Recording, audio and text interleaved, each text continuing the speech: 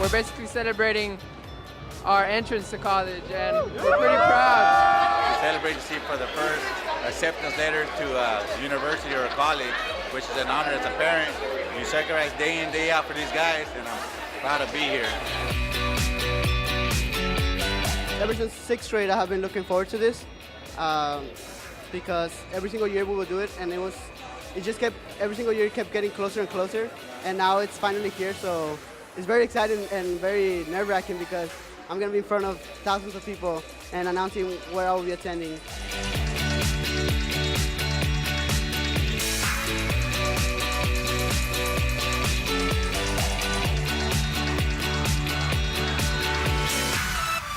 I know that only 15% of you are expected to earn a college degree. You have 19 acceptances to the Ivy Leagues. You have been accepted to Harvard, to Princeton, to Yale. You have shattered statistics, and you have proven to all your classmates in this auditorium, to your teachers, and to your family just what IDEA students are capable of. When we say that it takes a Rio Grande Valley to raise a college graduate, we speak from experience. Joanne Gom and I know this because 17 years ago, we began IDEA Public Schools because we were frustrated and outraged that so few of our students were graduating from high school and heading off to college. These years, 3 years later, after starting IDEA as an after-school program as part of Donna ISD, we began on the second floor of that tiny church in downtown Donna, Texas, and here we are, 15 years later, with 36 high school campuses across Texas, with 1,500 teachers, with 20,000 students, with 500 seniors, and with 38,000 moms and dads who are collectively part of this mission to ensure that all of our students make it to and through a four-year college or university. Hello, my name is Anupa Srivastava, and I will be attending Harvard University. Wabash College! New York University in Shanghai, China. This fall, I'll be playing volleyball for Regis College in Massachusetts. I'll be attending MIT. Hook'em Horns! Go Quakers! But most importantly, go Blazers!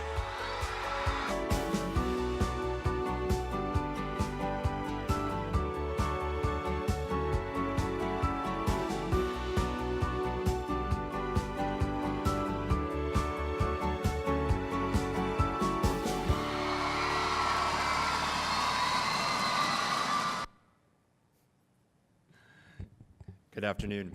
My name is Mike Franco. I'm the VP of Secondary Program at IDEA Public Schools, and I am joined by colleagues, students, parents, these finely dressed individuals up here at the front of the panel. Thank you for coming to this case study about IDEA Public Schools, but also about the challenge and the successes of getting kids from low-income communities to and through college. Today, we're going to talk about how to build that strong academic foundation, background, culture, just a community around college matriculation that enables students to go to and ultimately through college. Often, or I guess the last 2 days, we've been gathered around the idea, and a common theme is always an achievement gap. Often for our students, it's really one of opportunity. And one of the greatest opportunities to close that gap is through a college degree, not just what our students do immediately after, but creating lifelong opportunities for all of our students.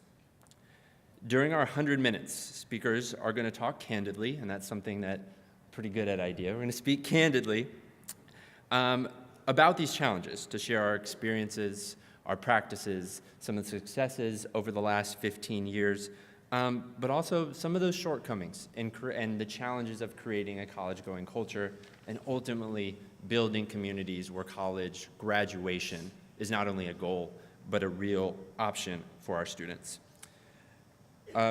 Over this time, we encourage you to engage with the panel. So by asking questions, we'll have multiple ways for you to ask questions, either through text message or we'll have somebody walking around who we'll introduce in just a second. But our goal is really to build a conversation around the environment and to really take this to other communities around the country. Before I begin engaging our speakers in this case study, I'd like to spend just a few minutes giving some brief background on IDEA Public Schools for the uninitiated or the new to the program. Recognizing the need for high expectations and transformational education in the Rio Grande Valley, IDEA opened first, as you heard on our College Signing Day video, as an after-school program, and then just as a single school. Today, IDEA has 44 schools across 3 regions in the Rio Grande Valley, but also in Austin and in San Antonio. At the core of IDEA's work is holding high expectations for our students, for our teachers, to reach a mission of college for all children, and ultimately become the single largest educator of low-income college graduates in the state of Texas. IDEA boasts a 100% college acceptance rate for the last 9 years that we've had graduating seniors, and virtually 99% college matriculation. Today, IDEA students not only attend college at those incredible rates, but they graduate from college at 6 times the national average for low-income students. Today, IDEA has 1,991 alumni, with over 500 new college goers due to graduate in May. In addition to offering a rigorous curriculum, differentiated instruction and intervention programs, IDEA has developed a number of traditions and strategies around which you're going to hear a lot today about building that college-going culture and that process to get students to and through college. IDEA works closely with our students, with our families and alumni to execute on this vision and reach success for our students. We know that we have to operate with urgency. That's a word that we've heard a lot over the last 2 days. But also an urgency to know that a high school diploma just isn't enough. We must equip and prepare our students for collegiate success and set the goal of actually not just college matriculation, but college graduation and beyond. Ultimately, those diplomas are what transform communities like the ones in the Rio Grande Valley, in Austin, and in San Antonio. So it takes a variety of individuals to do this work, and thankfully, we have these individuals right here with us. We have in front of you school leadership teams, principals, but also I'm really excited that we have students and parents joining us today in order to provide their perspective. So it is my great pleasure at this time to introduce our panelists, our speakers today, beginning with Joanne Gama. Joanne is a TFA alumna from RGV 97 and co-founder of IDEA Public Schools. In her current role as president and superintendent, she oversees what we call the schools team, who manage principals at campuses, as well as the college success team, who you're going to hear from today. Jill Kohler, RGV 04. Jill. She serves as senior vice president of schools at IDEA, where she oversees the lower Rio Grande Valley principals. Jill is also a great panelist because she has held virtually every job at IDEA Public Schools, from teacher to assistant principal to principal, and ultimately in her current role. Philip Garza, Houston 03, is a VP of College Alumni Success and a Chief Diversity Officer. He leads the team which supports our academic counselors, college counselors, after-school programs, and alumni affairs staff. Among the many initiatives and areas where Philip supports our social, emotional counseling and support, the college application and matriculation process, and the team around helping students persist and ultimately graduate from college. On his team is Adrian Hernandez from RGV 10. He is currently the Director of Alumni Affairs at IDEA Public Schools. He began at IDEA as a 2010 TFA Corps member at IDEA Frontier, which is in Brownsville. He attended graduate school and then returned to IDEA to work on the Alumni Affairs team, ensuring that our schools and students are persisted through college at incredible rates to reach our ultimate goals of college graduation. And I am most excited to introduce our 2 other panelists. Jose Luis Vasquez, sitting right here, is a 2013 alumnus of IDEA Mission, where he served on student government, participated on Model UN, senior class council, and National Honor Society. Jose Luis, what did you not do at IDEA Mission is, I guess, a good question. Upon graduation, he earned a Gates Millennium Scholar, And he began his collegiate experience here at American University, where he's on track to graduate in May 2017 in 4 years with degrees in business administration and finance. Thank you for being here with us, Jose Luis. And thank you, Jose Luis's mother, Leticia Vasquez, who is also joining us today. Jose Luis is not Leticia's only child who has attended IDEA Public Schools, and she is going to speak to us today about some of her perspectives around that college-going process with not only Jose Luis, but with her other children through IDEA Public Schools as well. And finally, Jess Swirloff, IDEA's Chief of Staff. Raise your hand, Jess. Hand up. She is helped organize this event, but she will also be taking notes for any follow-up, and she'll be supporting me by sending questions. She'll also be walking around. There's note cards at the end of the table, so opportunities to answer questions, and you can find her in the audience. Jess, if we can put up your phone number on there, if you text your questions there, you can also tweet them. We have Vanessa and Jess standing by to make sure that they answer all of your questions. All right? With that, I think we will learn a lot more both about this process, but also about IDEA in general by jumping right in with our panelists and starting with Joanne. So Joanne, you and Tom, who's here in the audience, here in the front row, began IDEA as an after-school program and expanded it specifically, though, working with elementary grade levels. But from the very beginning, from the very outset, and Joanne, I think you should probably take a look at the picture, about 15 years ago. Even when you guys started working with elementary students, the focus was on a college diploma. What about the Rio Grande Valley at the time and your work with your students made that the initial focus at such an early stage? Yep.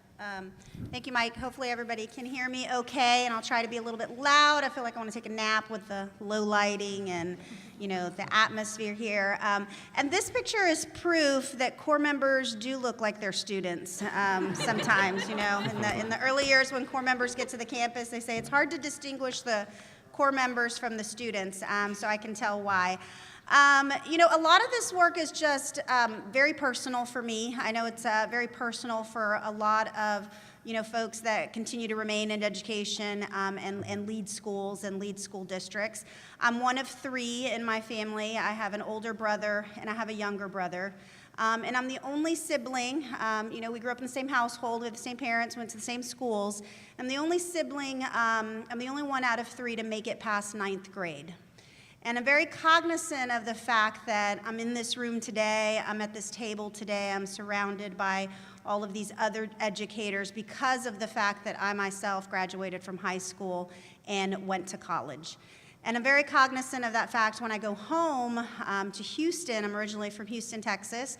I'm very cognizant of that fact when I go home and I spend time with my mom and my dad and my brothers and their families. My family looks, you know, economically very different from that of my brother's families. And again, I attribute that all to the fact that, you know, I graduated from college and I have a post-secondary degree. And I think when I see, you know, the students and the families in the Rio Grande Valley is 90% Latino, 95% of the students in K-12 schools in the Rio Grande Valley are Latino. Over 90% of my own high school was Latino. So I very much identified with the community in the Rio Grande Valley. In fact, felt like you could pick up Donna, Texas and put it in the north side of Houston, Texas, and in fact have very, you know, similar demographics. And I could see and hear when I talked to my students and when I talked to their families and parents, a lot of my students had older brothers and sisters who had already dropped out of college, who were already, you know, in juvenile detention centers. And I just thought of my students and I thought of their families and I said, you know, what was so different for me? And how can I make that experience of my students different so that those students that I'm seeing every single day in my classroom have the opportunity to attend college, because that's the only thing I truly believe was going to change their trajectory. So when we had the opportunity to launch a charter, we were all in. And from the get-go, you know, IDEA's ultimate mission and vision has been about college and our students persisting to college, persisting through college and graduating from college. It's never really been about the test scores or any other measure. The ultimate measure is every single student on a path to college? Is every single student college ready? And is every single kid going to graduate from college? Because I inherently believe, through my own personal experience as well as Tom, both of us who were first generation college graduates, that college education is the game changer, and that's what we want to see for the students in our charge. So Joanne, the mission from the beginning when there was 200 students was very personal, and I know it's a very personal mission now that we have 24,000 students and soon to be a lot more even after that. But when you think about a pre-K through 12 network, IDEA has the benefit of designing that whole experience from pre-K all the way through 12. What are the things that you can do, particularly at the district level, to make that reality of college success happen? I think some of the things that I can do and some of the things that we do is obviously we make sure that, every single teacher in every single classroom, every single leader at the school, every single person that works at headquarters, every single bus driver, just everyone is really committed to the mission of College for All. And everybody knows that that's ultimately what our work is about. So just hiring folks who believe and are committed to that mission and vision. I think the second thing, obviously, is ensuring that we've got a great teacher in every classroom, a great leader at every school, who is well-trained to, implement a college preparatory curriculum. For us, that means, every high school is either AP for all, and students take and are required to take 11 AP courses so that they're exposed to a college-like classroom and curriculum, or IB. We have 2 IB schools right now, so it's ensuring that we've got that rigorous curriculum that's really going to prepare our kids for college. It looks like finding money and funding college counseling teams at the high school. It's finding money and employing an alumni team at headquarters that's going to work with our students once they graduate from IDEA Public Schools and is going to intervene as needed during their college experience to make sure they're successful. And it's finding funding. It's finding dollars to ensure that, the number one obstacle that our kids face a lot of times in terms of matriculating to college is money. And so at IDEA, we have a large staff giving campaign where a lot of staff members, over 60% of our staff members, contribute to what we call the Give Me 5 campaign. And the Give Me 5 campaign gives out emergency loans to students to ensure that they're able to matriculate to college. And so emergency loans could be for housing deposits, for airline tickets, and or for tuition for many of our students. And it looks like really engaging, not only the student, but the family and the college application process. So, we start engaging parents and meeting with parents around what the entire college application process is going to look like. And I know the team's going to talk about that a little bit more. But from the beginning, whether you're in kindergarten, 3rd grade, 6th grade, or 9th grade, if you're a parent at IDEA Public Schools, you know the year that your child's going to graduate from college. And so you enroll them at IDEA Public Schools knowing that the ultimate goal is college graduation. And building on that, Philip, I want to turn to you because you lead a lot of this college success work.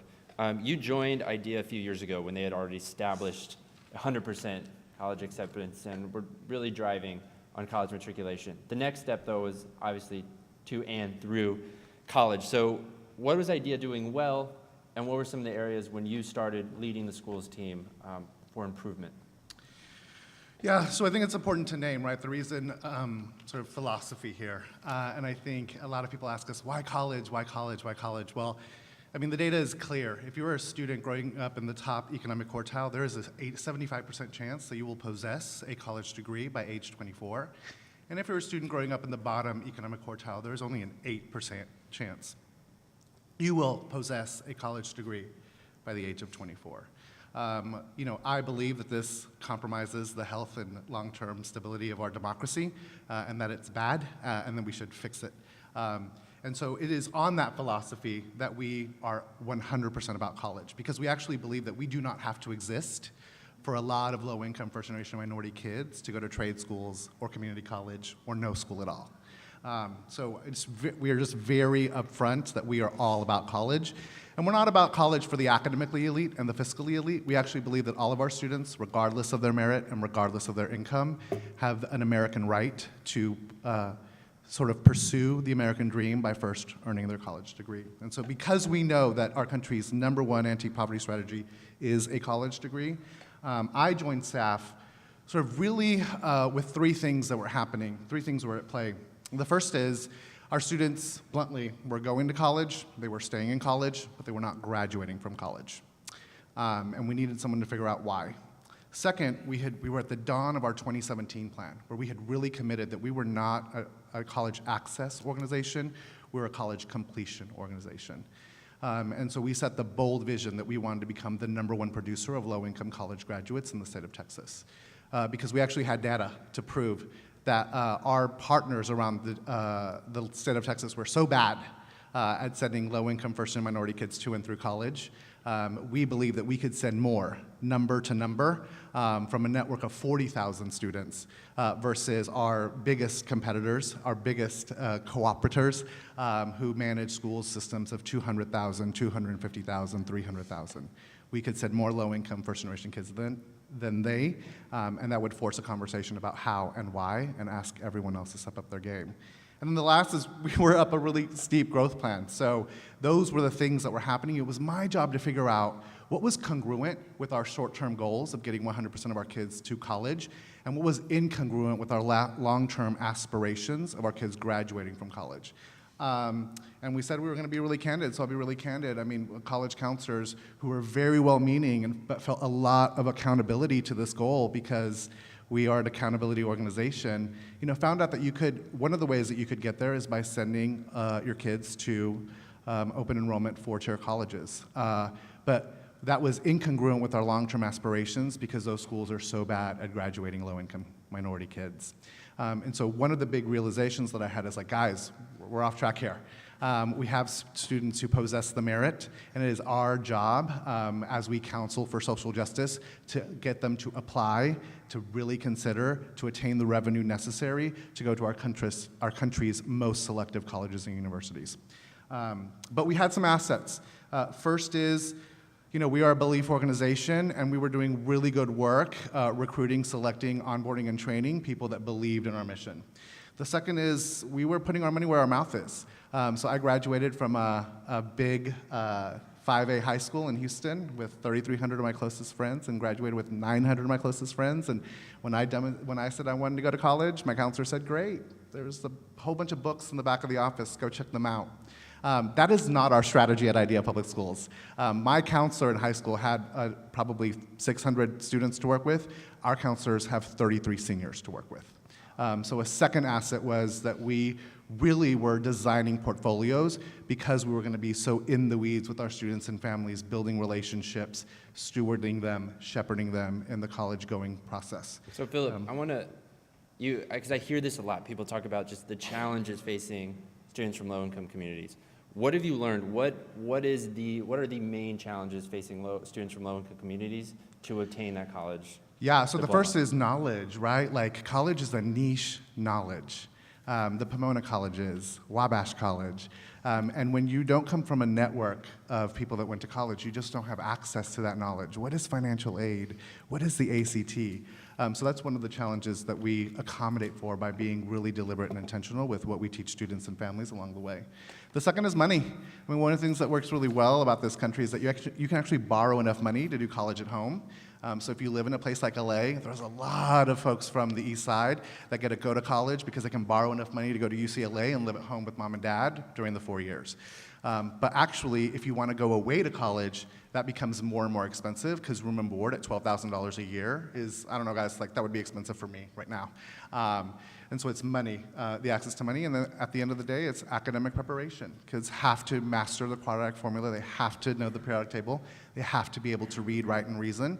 And when we do that, we are really teeing them up for success. And then the last thing is they have to be ready to respond to failure. They have to know that the winners stumble, but they get back up again. So Joe, you work with principals on a daily basis. How do our principals, how do you in your work tackle these challenges that Philip is discussing and ultimately prepare students for college?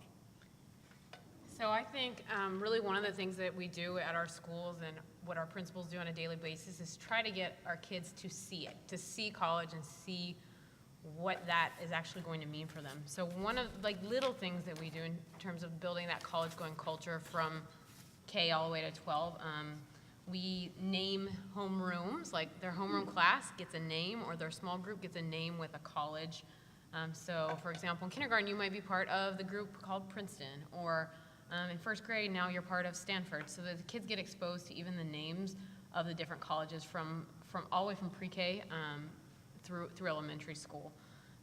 In our halls, you'll see banners waving with college names, the flags. And our kids, on Fridays, they get to wear uniforms that are, college t-shirts. So those are just little things. The bigger things that help our kids see it, the things I think that really make the impact, are college field lessons. Our kids go away. By the time they graduate, most of them have been on about 40 college visits. And when I think of that, I'm like, wow, that's a lot. Maybe it's not 40 schools, but they've been on 40 different visits to colleges. And so for a lot of our kids, especially in our schools in the Rio Grande Valley, this is really their only opportunity to do that. Because of their immigration status, a lot of our kids aren't allowed to leave the border. So this is a chance for them. If they get on a school bus and they're on a school trip, it's okay.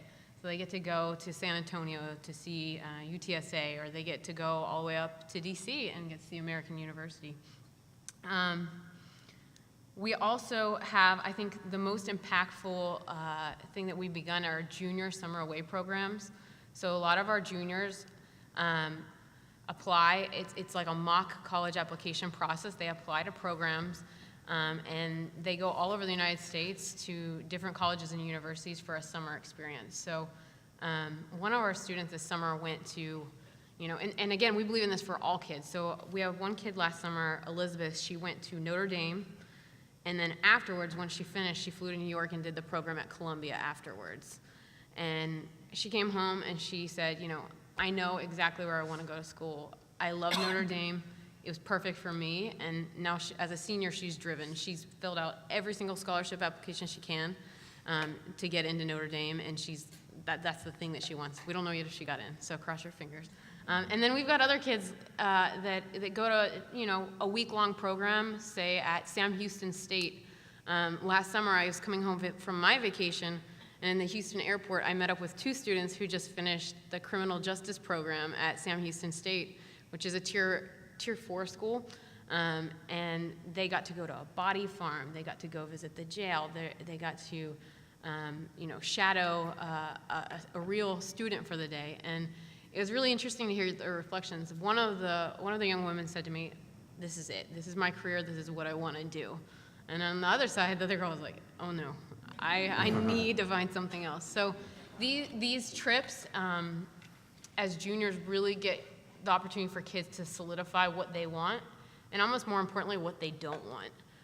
So those are just some of the things that we do on our campuses to really bring college to our kids so that they can actually see it and experience it and make good decisions for themselves. Joe, what's striking is so much of what you talked about was just experiential, right? Seeing options, learning about different things. How does that experience come across academically through the academic programs in terms of having students experience either the rigor that is going to prepare them for college or opportunities for learning that's going to hopefully lead to that success? Yeah, so at our schools, we really believe in challenging kids, but yet also supporting them very strongly in academics. So as you heard Joanne say, we do have an AP for All program, which all of our students take 11 AP courses by graduation. And so at first, this is like a little bit overwhelming. I mean, that's a lot of work. Who here has taken an AP course? Yeah, anyone here taken 11? The hands go down. I mean, I don't even know. I think of myself, I mean, the challenges that we put our kids through, it's an incredibly rigorous curriculum that they're asked to do. This past year, the class of 2015, 90% of our kids left high school with some kind of college credit through AP classes. So, and it can be, I mean, any of those 11 courses plus other ones that they may opt into. But it's really not just about getting the credit. It's more about that experience of sitting in a college level class, but having the support structures that are in a high school to help you get through it. So our kids, you know, some of them you might even hear say, you know, my goal in this class is to get a 2 on the exam. And we feel like that's okay. I mean, a lot of our kids are getting 3s, 4s, and 5s, but it's good for them to sit through the course. The research shows that if you sit in an AP course, and don't even pass at all, get a 1 on your exam, you are more prepared for college just by having that experience. And then on the other end, we support our kids. We have a strong program of intervention where we help our struggling kids. So a lot of our schools open up with 6th grade, and we get 6th graders who've had all kinds of academic preparation before they've come to us. We get some 6th graders who don't speak a word of English. We get some 6th graders who can't read. And so not just them, but all of our students, we identify their needs, and we have every day they have up to a 90-minute block where they're getting specific preparation for their learning gaps. So it might be a 6th grader learning how to decode. It might be, you know, a 9th grader really learning the basic math facts that they missed sometime in elementary school. So we believe in challenging them, but also filling those gaps so that our kids don't have to struggle as they get into those AP classes. Great. Thanks, Jill. So you've heard from our leaders specifically, but now I'm very excited to hear from Mrs. Vasquez, a parent of not only Jose Luis here, but other students as well. Mrs. Vasquez, Jose Luis is about to graduate, or on track to graduate in 4 years. Why did you choose IDEA for Jose Luis and for your family? Well, first of all, I want to thank TFA and IDEA for inviting me. And we wanted the best for our children, and IDEA was the best choice. Frustrated with the public school system, we had set high goals for our children. And my husband and I didn't go to college, so education was always our priority in our family. And since college was a goal for our children, as a young family, we took risks. And we were self-entrepreneurs, and we got lucky the hard way. And along the way, as the years went by, I became savvy as a family and felt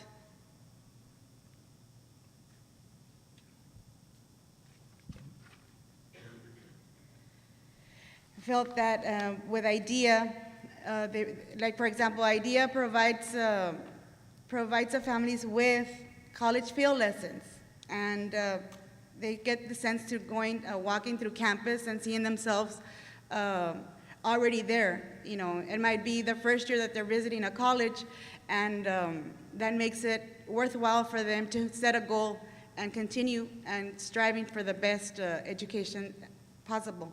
Having the TFA teachers being so young that they can well communicate with the students makes it even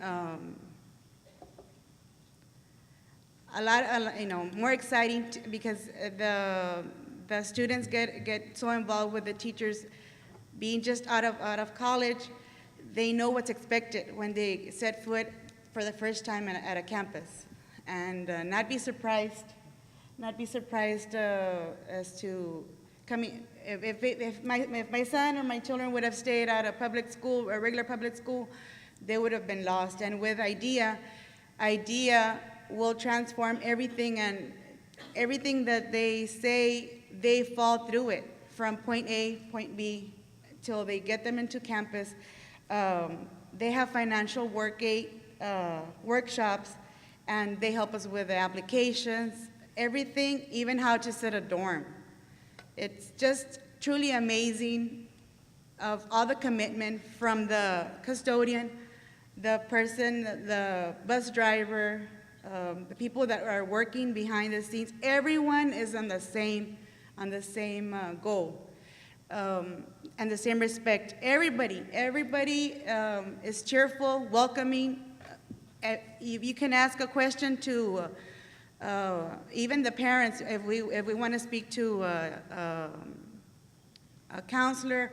We have that freedom to be free and not be afraid of coming up with whatever question, how sometimes we say a question might be, maybe it's a dumb question, but in reality it isn't. They don't make you feel that way. They make you to have that confidence and to continue with, they have that, they're very inclusive. yes. And have you They seen ne- that like Jose Luis is the first to go to college? How is that? Have you seen that happen in your younger students as well? Yes, I mean, I have the utmost respect for the whole organization because not only my son is at American University, and I have my other daughter that's at Southwestern University in Georgetown, Texas, and soon this year my daughter will be going to her college of choice, which is Schreiner University, and I have a 6th grader that's also on her way, and it's like the saying in Spanish, dime con quién andas y te diré quién eres. Translating, Tell me who you're with, and I'll tell you who you are. yes, like my son set the high standard because he was he was our firstborn, but college was always in our vocabulary since day one. It didn't matter, my husband and I, when my kids were small, and we had those long time and night talks, and we were saying, we're never gonna ask them, do you want to go to college? It's, you are gonna go to college. What's a college choice that you want to go to?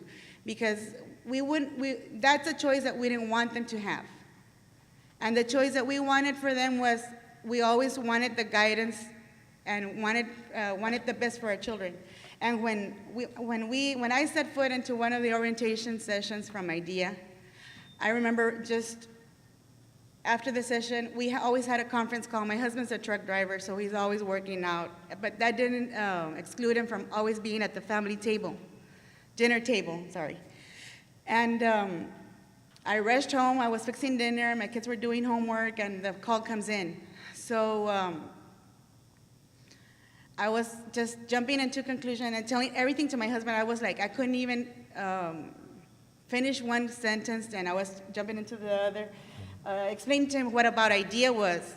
And then he said, well, good. I'm going to tell you what he tells me. You're like the boxer. You always get the first jab, the first punch, because you're the mother. And I feel so lucky that I'm a stay-at-home mom. I know, granted, not a lot of parents or not a lot of families have the luxury of living this way. I feel the luckiest mom and wife on the earth, on the place of the earth. But going back to what I was saying, I can go on and on. I have so many great memories of IDEA that when I was telling my husband, he said, good, well then go ahead and fill out the application. And I said, well, I'm sorry to burst your bubble, but I already did. I'm already a step forward in you. So Mrs. Yes.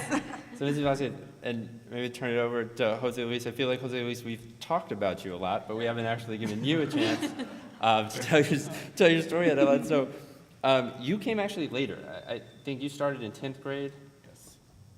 Even just for those couple of years, talk us through that process. How prepared did you feel taking that step into college? And even just those 2 or 3 years, how did that kind of change your trajectory?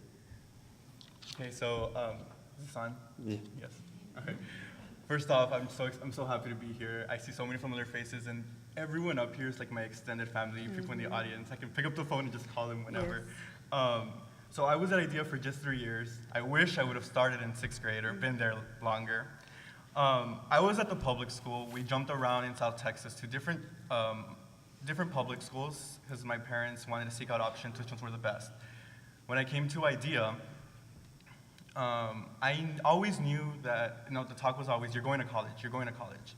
But being the eldest, my parents always said, the responsibility on me. You have 3 sisters to follow. What you do is going to change their life's trajectory and all that. When I got to IDEA, it was different at the public school. At the public school, I was succeeding, excelling. I was top of my class.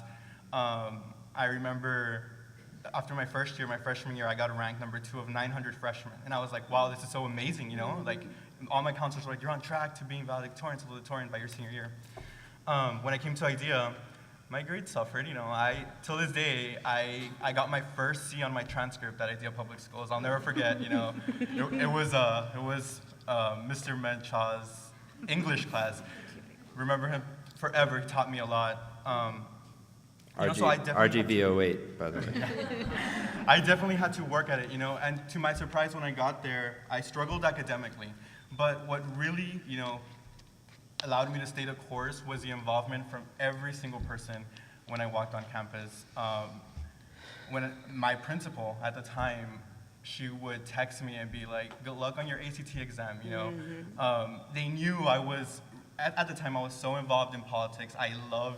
At that time, I wanted to be a political science student. I was so into all the current elections that were happening.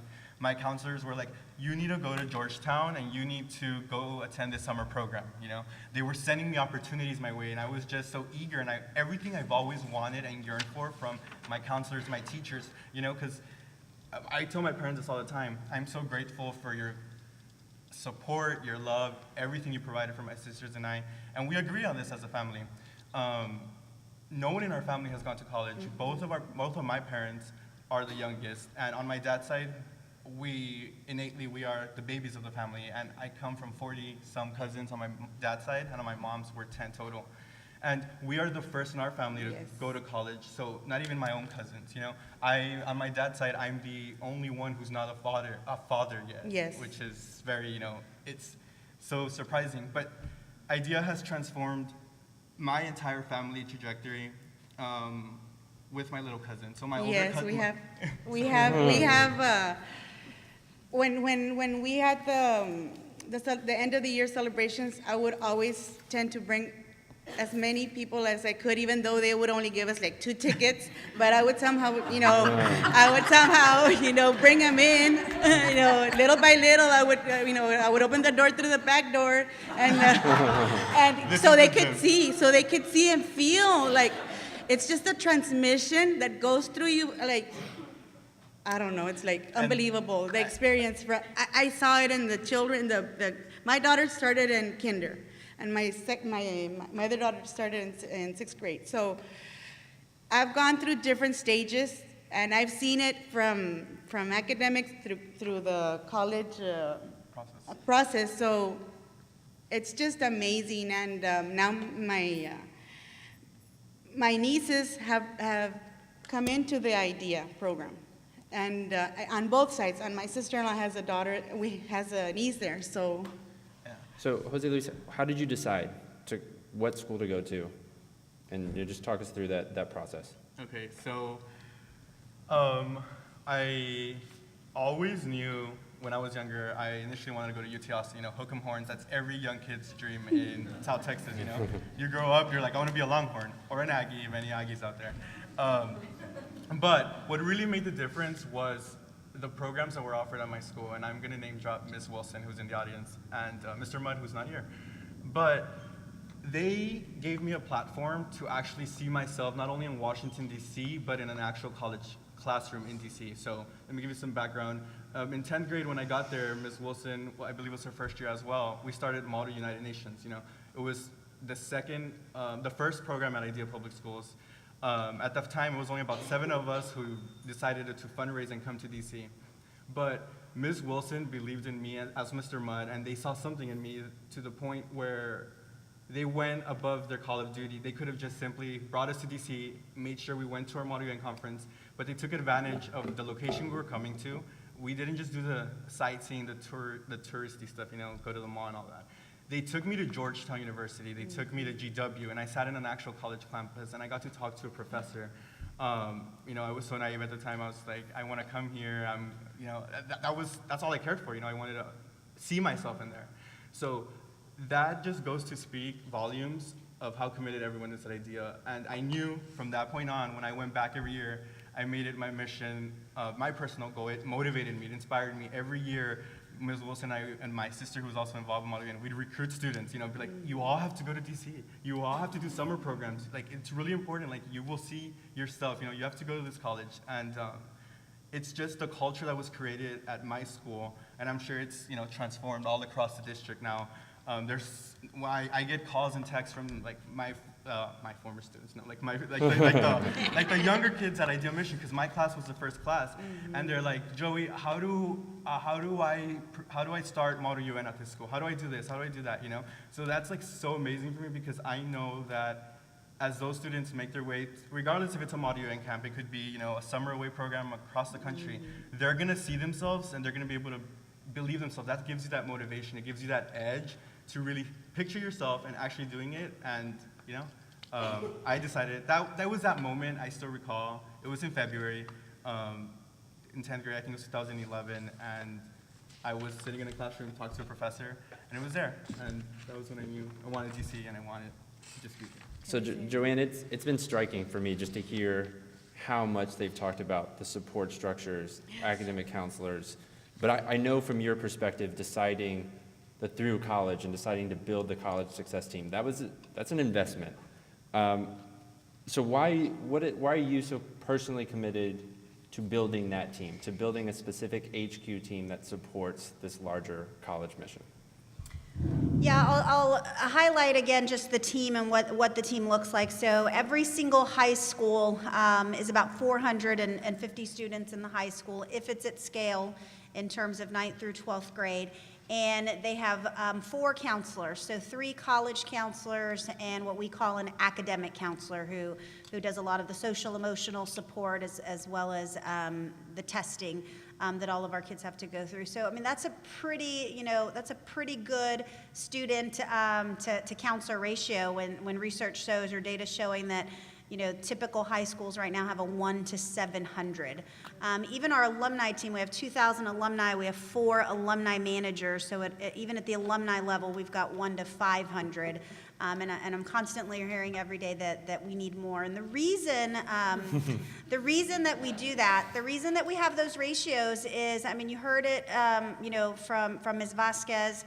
I myself remember, you know, first-generation college students, you know, we go to college alone. Like, no one in our family has navigated that process before.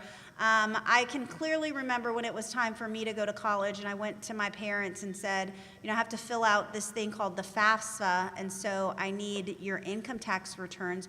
My parents, who did manual labor, hadn't filed income tax in like 10 years. And so, I mean, we experience those things with a lot of our families. So it's navigating, you know, students and parents through the college application process. Majority of our kids apply to 5 or more colleges. It's navigating them through tax season. I know right now that we're in tax season, and we've got to get, you know, we're tracking right now the number of parents that have already filed their taxes so that we can complete the FAFSA form.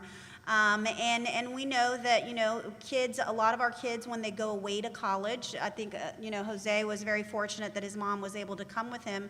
But a lot of our kids head off to college alone. They don't have anyone who is able to make the trip, who's able to drop them off, who's able to, you know, attend Parents Weekend. And so, you know, the team, not only the college success team, which is, you know, Philip and Adrian, but Jill, myself, like I've dropped off kids at college. I know Philip makes it a point to go with a few students every single year, especially those that are going to go far away, or that we know parents are nervous because, you know, if a parent's nervous, then the child starts getting nervous, and all of a sudden that nervousness translates to, never mind, I'm going to stay here and I'm going to go local to the Tier 4 university rather than, you know, taking advantage of my scholarship at, you know, Penn. So, you know, because of that, we invest heavily in staff because we know it's staff that's going to support those students when parents are unable to do so. Thank you, Joanne. And Philip, we've heard Jose Luis pick the right college for him. And we've heard that so much of this is getting to the right place. We've had some questions come in. We'll even ask him later about, like, how do you find the right place with the right support systems? Yeah. So talk to me a little bit about just getting students to those right schools and the best fit schools for them.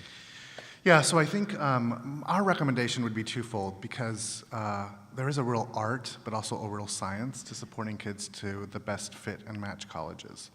And I think, you know, we are, the good news is that we are sort of trending and learning and growing in both areas. In terms of the art, we've talked about our Summer Away program. We actually have a classroom at IDEA. So one of the classes our students go to is called The Road to College. It's 9th, 10th, 11th, and 12th grade. In the 11th grade in particular, the whole 11th grade year is really about a college application simulation through the Summer Away experience. And thank you to the Department of Education who helped underwrite that. We're very grateful for them. We're going to go say thanks a little later today. But because we didn't want that college application experience to be the first time that kids go through it to be the senior year. So our kids pick just right summer away experiences, then they apply to those experiences, they apply to IDEA financial aid, and they have to put their best foot forward. It is one of the ways that we get our kids to stumble, because not everyone gets admitted, not everyone gets financial aid, and then we have to have a hard conversation about why, which is socializing our kids to be able to be reflective and take ownership where they shored up or where they didn't shore up. And that actually builds then they go away for summer, and those two things build competence for doing it again senior year. In terms of the art, we do, one of the things our counselors do in August and September, because we start early, is have fit and match conversations. We have our students fill out a reflective guide, things that are really easy and simple, you would think, but that we weren't sort of doing in practice. Things like, do you want to go to big college? Are you the first person in your family to go to college? What do your parents think about going away to college? So get all of that intelligence to help inform the counselor's counsel. And then we meet with kids and we zero in on a really deliberate, intentional, great college list. And then we go, big in terms of high quality applications. In terms of the science, we manage tightly and with benchmarks and data and tracking all along the way. So in August and September, we care about the reflective guide and the conversation, and we care about the great college list.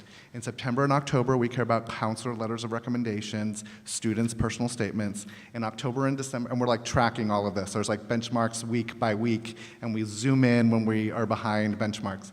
And in October, November, we care about two things. The resume, it's really where we help our students round out the resume, and the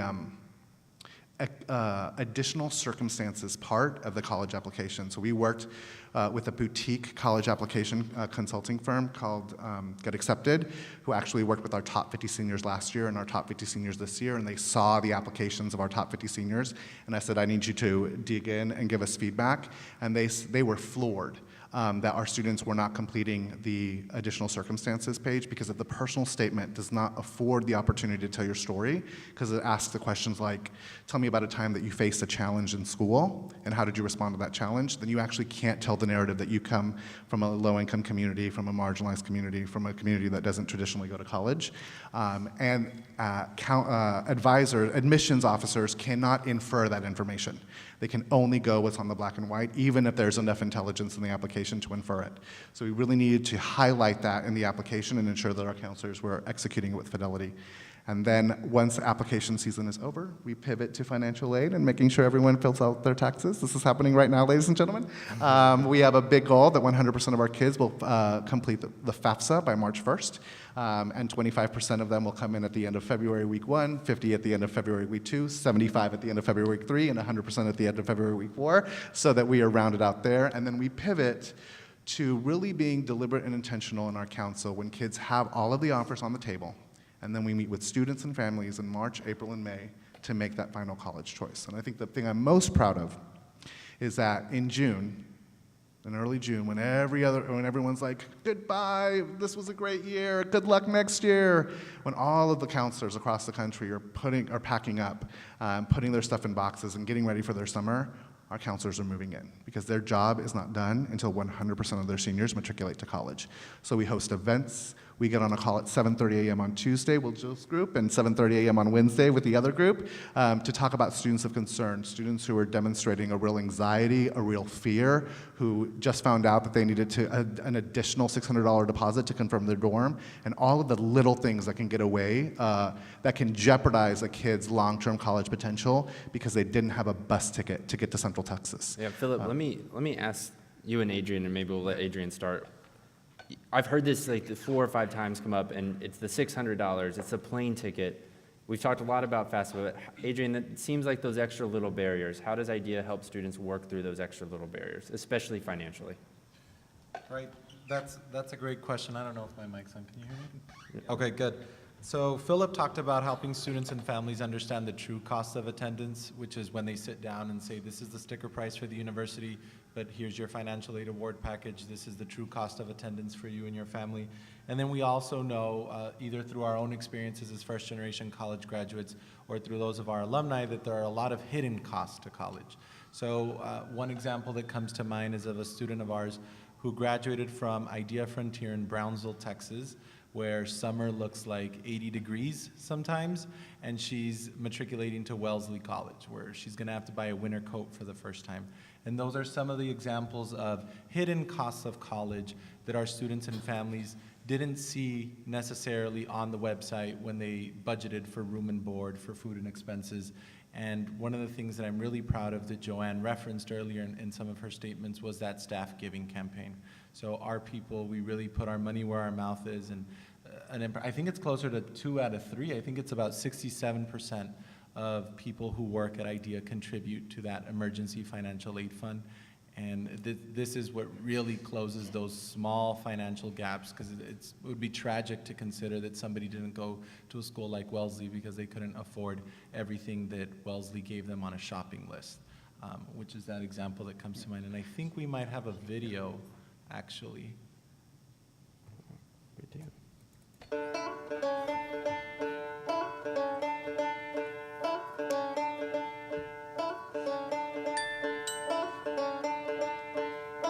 Initially, when we find out that our students have been accepted to a highly selective school, it's extremely exciting.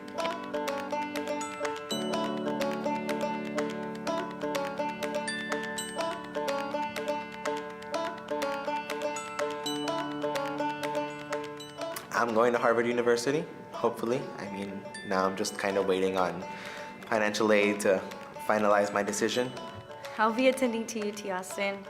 I'm really worried about how I'm gonna be able to pay it, because the only thing that I was eligible for was my Pell Grant. I mean, I got the full money, but it still doesn't cover everything. I'm still short like $10,900 something. So I want to go to Wabash College in Crawfordsville, Indiana.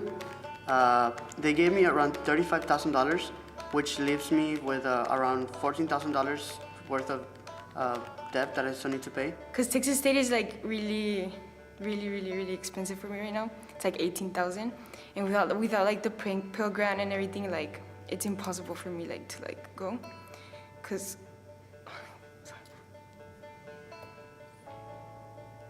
I get accepted. Okay, awesome. I cried the day I got my acceptance letter to Sam Houston, and it was like,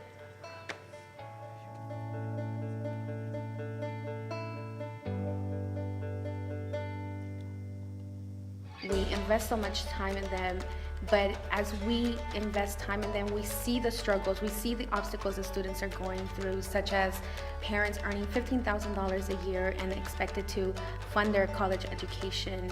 But even when they are going through all those struggles and going through all those challenges, they manage to come to school, they manage to do their work and be successful, and soon enough they will be graduating from college.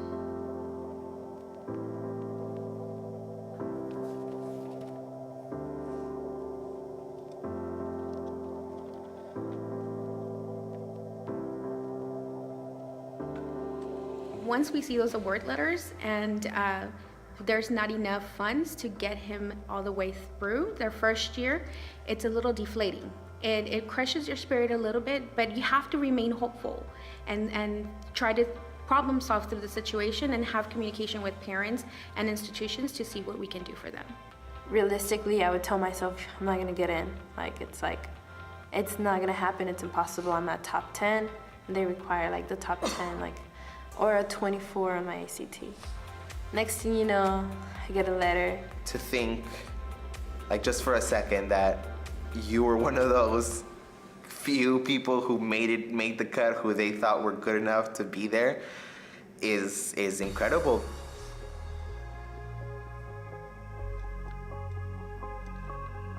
I mean, even now, when I tell people what I want to do, they laugh at me because they say, you have to be realistic. Well, I am. It's just like you don't have the same vision as I do of what it could be, of what I could do, or what everybody could do. They just close themselves because they think that being realistic is giving up, and that's not the answer.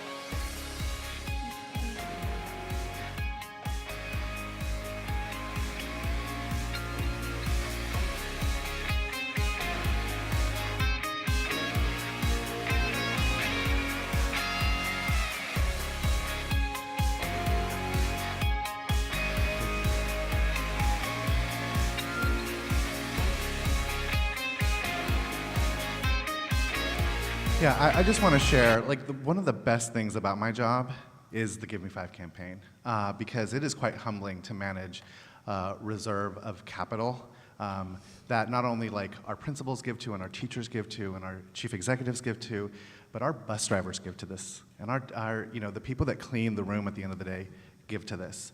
Guys, it's real cash for real kids. Like in 2015, we gave over $250,000 to about 125 kids in the span of 3 weeks. The second week of August through the first week of September, and it takes a village because we are leaning in on our finance department to cut checks quickly, so that bus ticket or that coat doesn't get in the way. And you guys actually saw Miguel, who got into Wabash. I took Miguel to Wabash because mom and dad are undocumented and could not get on a plane. So it's awesome because he is there now because of the Give Me 5 campaign.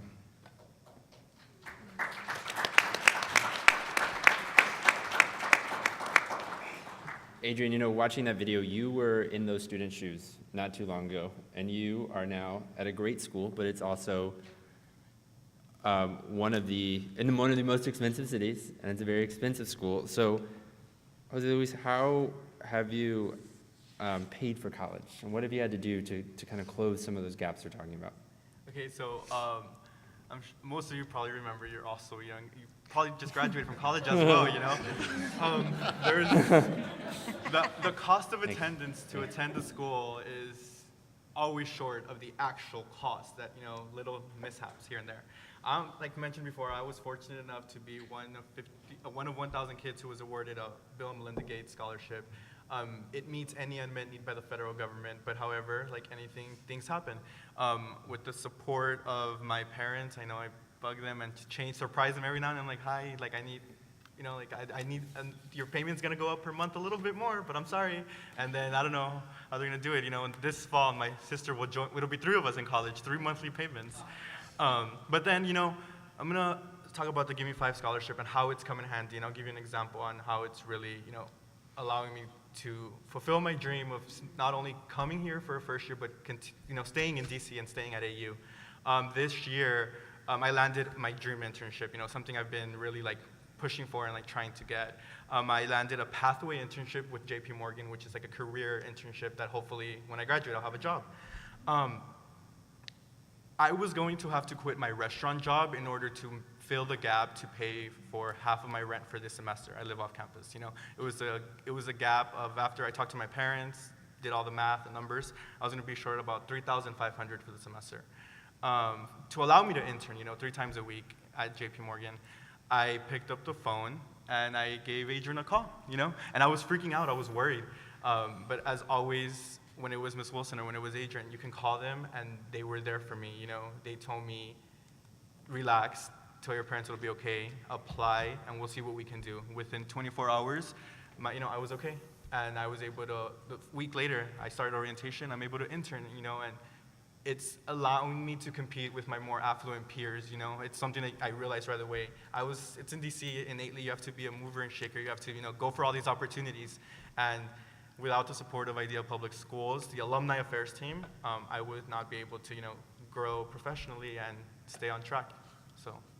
Yeah. And we're getting a lot of questions. Thank you guys for all the avenues. And so I want to make sure we answer some of those and start weaving them in. Adrian, I've received a couple of questions about undocumented students. I know it's come up twice now. Can you talk through a process for how you guys, work with undocumented students and families? That's a great question. So just again, we're All of our high schools who've produced graduates at this point are situated right on the Texas-Mexico border, and it's a reality we contend with, but we don't let it become sort of an excuse for why our students can't go to college. And it starts before they graduate, so our counselors work really carefully to make sure students and families apply for a TAFSA. That's a T for Texas, because in Texas, undocumented students are, in many cases, eligible for state aid to pay for college and eligible to pay in-state tuition. So the education process starts there, and then we also educate our students about their rights through DACA, which often allow them to work a summer job that's going to help close that financial gap too, and making sure that students and families receive counsel on how to really seize those opportunities in both Texas and then on the federal level with DACA. And then there are certain scholarships that are dedicated to students in this situation, and we make sure to really communicate those to students who would benefit from them. And then really proud to say that we use Gimme 5 funds as well to help students who are undocumented who have a financial aid gap to close in order to go to college. So Adrian and Philip, I've actually gotten 2 questions on this in the last 5 minutes. I'm talking about how kind of impressed with the emergency funds and the impact that it's having. How do students apply for emergency loans / funds, and how are they paid back is the question. That's a great question. So we've evolved over the time now. We have a full online website where they can go on and apply. We'll require a personal statement. They'll send us sort of a screenshot of their grades up through that point, and then it'll get reviewed depending on the amount the student is requesting, and then always the urgency, because oftentimes if it's an emergency, you couldn't really predict it. You kind of need the money now before you get dropped from your classes, or worse, put out of a dorm room. So the online process really speeds things up. We're at a point where we've now had over 100 of our alumni graduate. If there was a slide here that showed you sort of our rapid progression, where we're, of the nearly 2,000 alumni we have, the majority of them are either in their first or second year. But we are exploring a lot of options in terms of those students who fulfill our mission and graduate college in 4 years. What exactly will we do in terms of requesting repayments or donations to this fund? Being mindful that our goal was always to help them get through college, not really to make a profit. These were 0 interest loans, by the way, when we awarded them. That's always been our vision. So that second question, I think, as we see the wave rise, as our current college freshmen and sophomores become juniors and seniors, we definitely would want to encourage them to give to Gimme 5 as well. Yeah, I think one of the powers of the interaction between student and adult is actually some good old healthy accountability. So, if it is the case that a student has lost their financial aid because they're on academic probation, and it is the case that they don't know how they're going to pay for whatever they need to pay for in the next 4 days, and it is the case that this is the first time that they're reaching out for help, we say, this is no bueno. Like, you are expecting us to shore up $3,700, and you want us to move in 48 hours. Like, I know what my part of the job is. What is your part of the job? And then we follow up with students a week, 4 weeks later, 4 months later.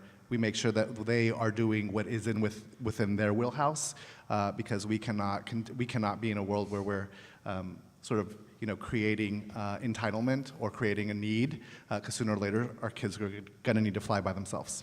And speaking of that, just accountability process, or I guess the expectations, the growing up process, whatever you want to call it, the real world process. This is a question around that also, and it's for anybody here on the panel. It's, how do you prepare students for student debt, right? We're talking about pricey schools and tuition that's only increasing. And how do you set realistic expectations for being able to pay that back with either career aspirations or otherwise? Yeah, so we have a philosophy on this, because I got a phone call at the final hour. We have one philosophy, which is we want our kids to go to the best colleges. There's a comma that they can afford. So I got a phone call about 2 years ago from a student who had applied to all the right schools, possessed the right merit, but didn't get into most, got waitlisted to Michigan, and was going to go to and really wanted to go to Michigan. So he picks up the phone and says, "Mr. Garza, I'd love to borrow $25,000." And I was like, okay. What? And I was like, and how many times are you gonna do this? And he was like, well, I'm gonna need it for once a year for all 4 years. What? Okay, and what's going to be your major? Oh, well, I went to Idea Mission, and we had a lot of Teach for America Corps members. I think I want to be a teacher. What? And we had to have a hard conversation. I had to have a hard conversation with Andrew, because I could not, in good faith, send him to Michigan to get $200,000 in debt for a top-tier education, but an out-of-state cost. For, with the aspirations of, teachers make a modest living for the aspirations of being a teacher. Like, that would have not been responsible. And so I had to tell him, you cannot go. If you were my child, I would not put you in a position where 4 years from now you were going to have $200,000 in debt and making $40,000 a year. Like, that is no bueno. And so we pulled some strings because he was behind the ball with the local college, but we got him into the local college. He spent a semester at the local college, and then he got accepted to Texas A&M and is there now. And he's interned for us, and he's submitted his TFA application, so we're crossing our fingers. But yeah, we have our counselors. We sort of believe, obviously, the best case scenario, Tier 1 school, 100% funding. The second best case scenario, Tier 1 school, 75% funding. Once it's less than 75%, we're gonna need to pivot to another tier. Because we actually believe that Tier 2 school, 100% funding, is better than Tier 2, Tier 1 school, 50% funding. Right, excellent. Thank you, Philip. Jill, we're getting also some questions just about investment and about matriculation. And I know you already mentioned a big part of what you and Joanne do and the entire team is getting students to step foot on college right after their senior year. We know that that's one of the biggest indicators of college graduation is actually, are they, not the gap year, but are they on campus for their freshman year? What is that process like? How do you go about, driving matriculation? We talked a little bit about it. So I think the first thing we do is, as seniors, we make it a big deal. College is a big deal, and getting into college, the whole process is this thing that they look forward to, and you could hear that a little bit when Jose Luis said, I'm finally a senior and I get to go through this process. So we celebrate a lot of the things to really just build senior pride. Some of them are just simple morning announcements. So pre-K to 12, when a kid gets into college, they get to make their announcement on the morning announcements to the whole entire school of where they got accepted to. Some of our schools have little teeny traditions. These are like really fun things that seniors get to do when they get accepted. At one of our schools, we have a big old bell. It looks like the miniature Liberty Bell. And so when a kid gets into college, they ring the bell, and you can hear it all across, and the kids know, oh, there's another kid getting into college. At one of our campuses, they get to do a victory lap, so the kids get to run around the circle and hold the sign of where they got into college. At some of our other campuses, they do senior videos, so it's like the morning announcement. The seniors, once they have their college acceptances, they make their own little video, and the video gets played for the entire school. You get to watch where do they apply, where do they get into. So our campuses do a lot of things to celebrate along the way. We also have a senior breakfast. We have multiple senior breakfasts. The first is in the fall, the campuses do senior breakfasts where they celebrate the completion of their applications. And one of the really special things that kids get in that breakfast is the parents write them a letter, or a person of influence will write them a letter about, their vision for the future for their child. And it's a surprise. I don't know how it continues to be a surprise because the kids should know from the year before, but for some reason they're always surprised. But they receive their letter and they get to open it at the breakfast and read the message from their parents. So those are some of the things we do during the year to get the kids really excited about the college process and really invested in building that pride. There are parent meetings where, as Philip was saying, we have like every 2 months there's a little mini goal that we're trying to meet with seniors. So the parents are coming into schools and learning about the application process, FAFSA, all those different things. But I think the thing that really makes it happen is what we do in the summer. During the summer, we don't rest. We continue to work with our kiddos. The college team puts on events throughout the summer. The kids look forward to them, from pool parties to movies, all kinds of stuff. And on Tuesdays and Wednesdays, we have our college matriculation call. So this call is, the purpose is really to identify student needs. And so each campus has 10 minutes. They bring up students that they've uncovered in the past week that are of concern. And we problem solve, we dig deep, we find out who on the call. Joanne's on the call, Philip's on the call, Adrian's on the call, the campus staff is on the call. And we problem solve and figure out, okay, what can we do in the next 6 days before our next call to solve this issue? And everyone on the call commits to different things. And there's some, I mean, it's very creative. We have kids who are lacking a ride. I was thinking back to a time where we had a kid, we were all very busy at the time. We had a kid who needed a ride to school, and someone said, well, it was the administrative assistant, her husband is a truck driver, and he said, well, I'm driving. She goes, I know my husband's taking a trip. He's going up that way. So the kid got in the big rig and took the big rig to college. I mean, like, incredibly creative problem solving. So Jill, that's a huge push for matriculation. Yeah. But what we've learned is that matriculation is one thing, persistence is entirely another. Adrian, can you give us the answer on how your team confronts the challenges that come with persistence? One of the main goals of the alumni team is to identify the extent to which the graduate has achieved a college identity, meaning this student has really committed to college, sees themselves not only as a college student, but even as a degree holder already one day, which is a really tough thing to do because your identity is shaped in large part by your surroundings and your realities. And if you are the first person to go to college, how do you even know what that's supposed to look like and what commitment is supposed to be? So we prioritize a group of a subpopulation of each year's matriculating freshmen to work on those through one-on-one calls. So we're a team of 4, and we create portfolios, and really when we're calling to check in on one of our alumni, we're trying to gauge to what extent he or she has internalized this identity as a college student. And when they're not, we come up with, as Jill has mentioned, either a series of experiences or activities or reflections, or just to be really transparent, just management techniques to get the student to start getting closer to an achieved college identity. So these could be things like speaking to an upperclassman. Near-peer mentorship is all the buzz right now when you talk about college persistence. So if it's connecting you with someone who was in the same situation as you were your freshman year so that you can see how they've navigated the college process, or if it's getting really micro and getting at the root cause of what's holding you back. Maybe it's a planning issue, maybe it's not being able to speak to your professors when you're struggling in a class. So priority meetings with our alumni is a key strategy there. And then there are things that we do sort of en masse at scale through social media. So we do a lot of transcript drives and just to get the word out about monitoring their progress toward midterms and finals.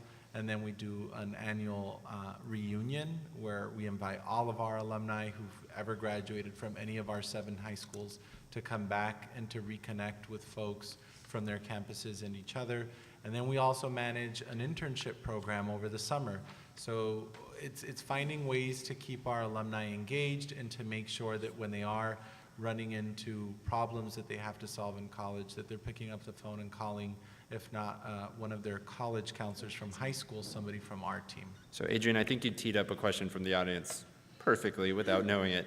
It says, as a first-generation college graduate who left the RGV to attend a top-tier research university, finding other Latinos on campus who shared a similar background and already knew the ropes was key to graduating in 4 years. So you talked a little bit about mentors. This person is asking, can you describe IDEA's efforts to create these mentorship opportunities on college campuses? Right, so one of the things that we're looking at is where are our kids right now and who is going to be situated in a place where he could mentor other students of that same background. So it's going to require some more planning on our part, especially as we see that wave of college freshmen, college sophomores reach upperclassmen status. One of the things that we haven't talked at all about yet is our college partnerships. So this year IDEA has put another stake in the ground and said, if we're about getting through college, it's important for us to partner with colleges. So one of the ways in which we explore what a partnership could look like is data sharing. Can you tell us about how our alumni are doing once they got to your school? But then also resource sharing. So can you tell us the things that your university already does? Do you have an office for first generation students? Do you have an office of institutional research? Do you have these sort of student organizations already in place at your campus so that we can tell our alumni about it, so that they can know what they can maximize when they get to Texas State University or when they get to Texas A&M or Tufts or Harvard, in an effort to avoid duplicating, but rather streamlining that process from what it was like in high school to making sure you find a family, a group, because feeling like you belong is incredibly important to your success in college. If you're going to school constantly feeling like an outsider, isolated from your other peers, then that's really going to hurt your chance of graduating from that school. Yeah, I mean, I can't help but remember being a first-year student. So I was the first person in my family to go to college and graduate from college, right? And so I remember sitting for my freshman classes and getting my first paper back at the University of Texas at Austin, and I didn't get an A, and I didn't get a B, and I didn't get a C. I got a C me. And I was like, okay, see me, what does that mean, right? And so you're there, right? You're there on a hope and a prayer. You're borrowing more money than you've ever borrowed before or seen in your whole life. You are the hope of your family. And all of a sudden you get your paper back and it looks real different from all the other kids and what they got on their papers. And it's really easy to add up those two things and say, well, maybe they're right. Maybe college isn't for me. Because actually, as a country, our ideology is really backwards here. Like, we actually believe that college is for the academically and fiscally elite. We actually don't believe that college is for kids with 2.0s and 19s on the ACT.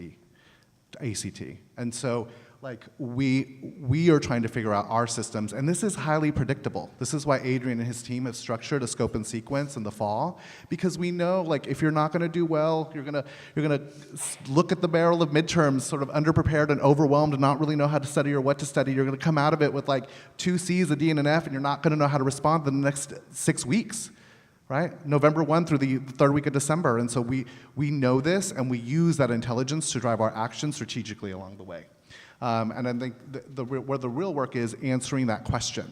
Because our country does actually not believe that a kid with a 19 and a 2.0 should go to college, how do we build college identity with kids across the merit continuum is the question that Adrian and our total team is trying to answer. Right, so in the time that we have left, I want to answer just a couple more questions. So Joanne, this one's directed towards you. It says, I'm board president for a public school district in LA.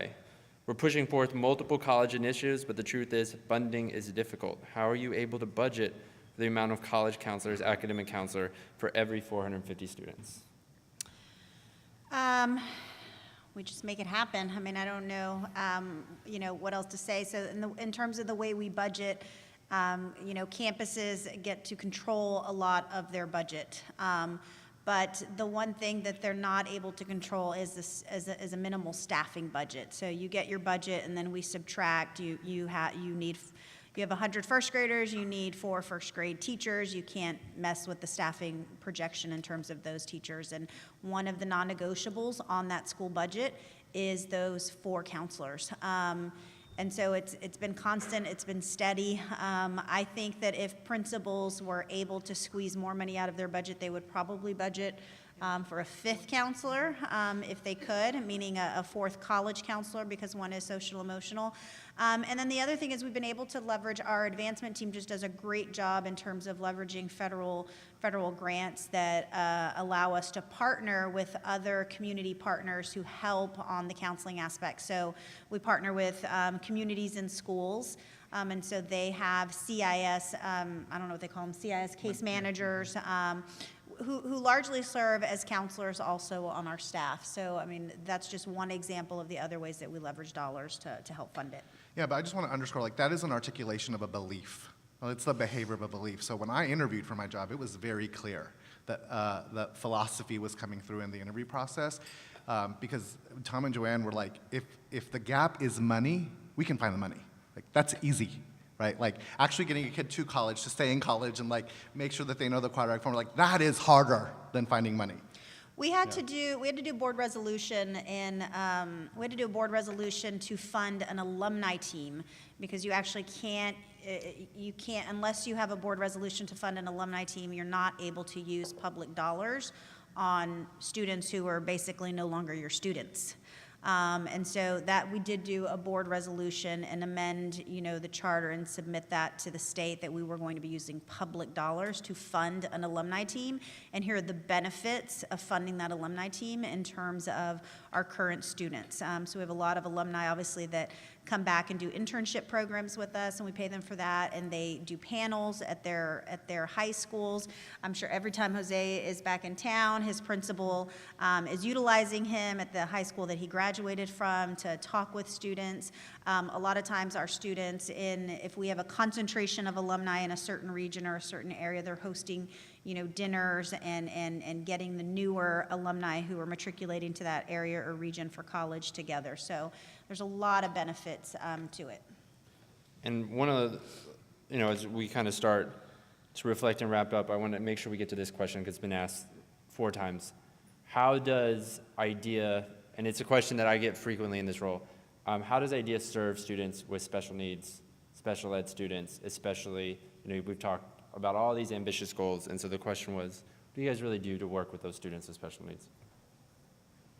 Yeah, that's actually, that can be why, that's actually why our numbers are at 99%. So we do have a special ed population. We do have special ed students that we serve.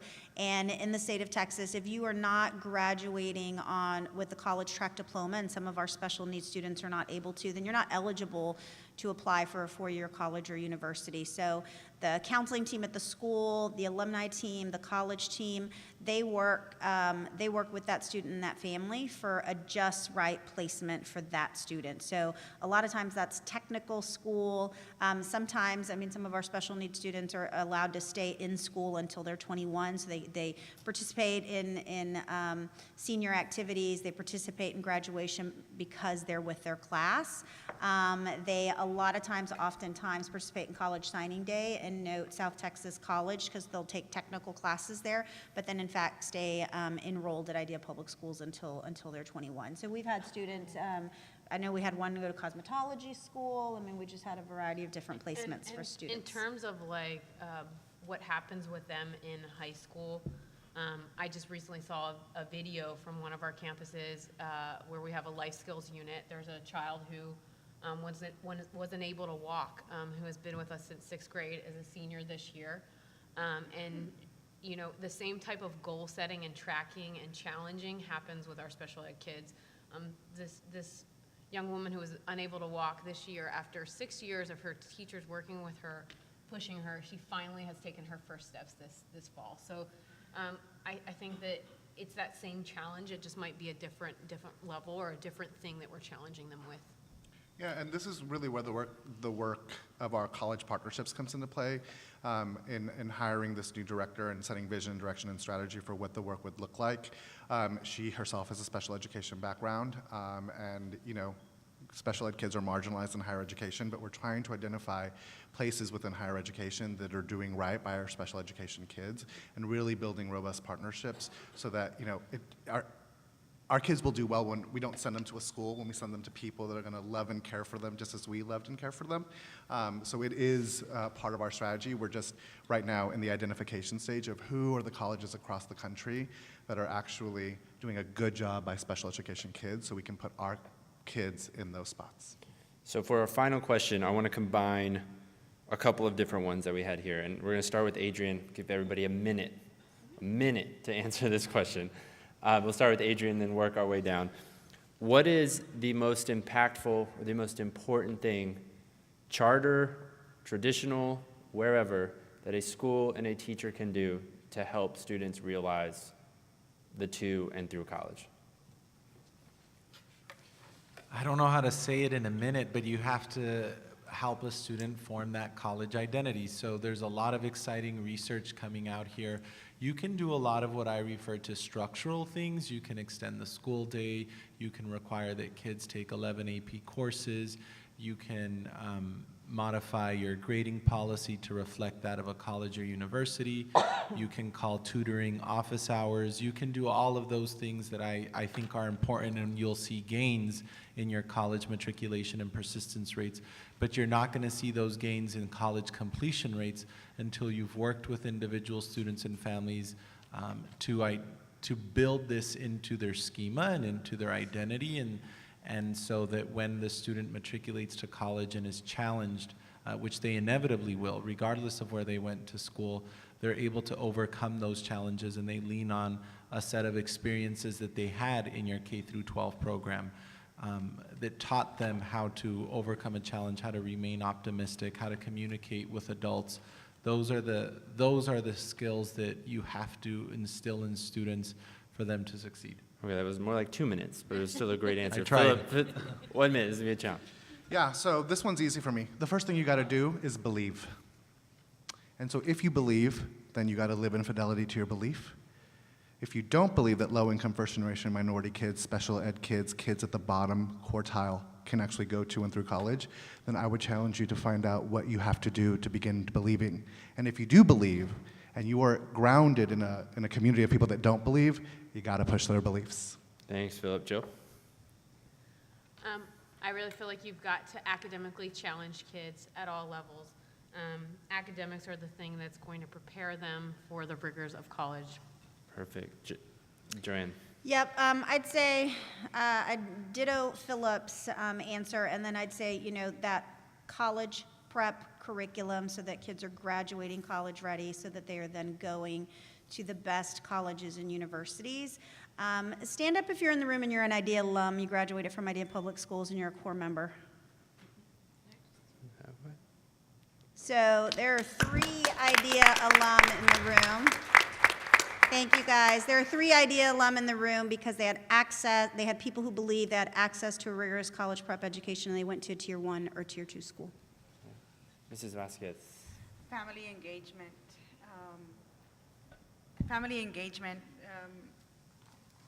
Everybody working together, keeping contact with the parents, the students, and staff.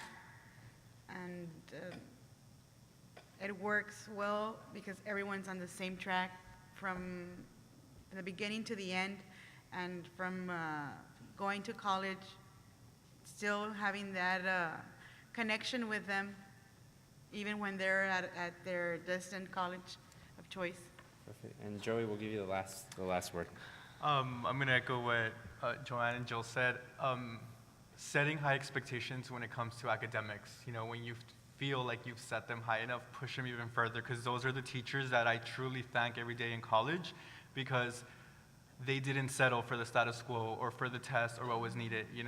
Now that I'm in college, I look at some of my peers who look just like me, and I'm not bashing on the public school system. I'm a product of private, public, and charter, because they all work, but the difference is not for everyone, and at IDEA it works for everyone. Mm-hmm. So just continue setting that high bar, push, push, push, and high expectations.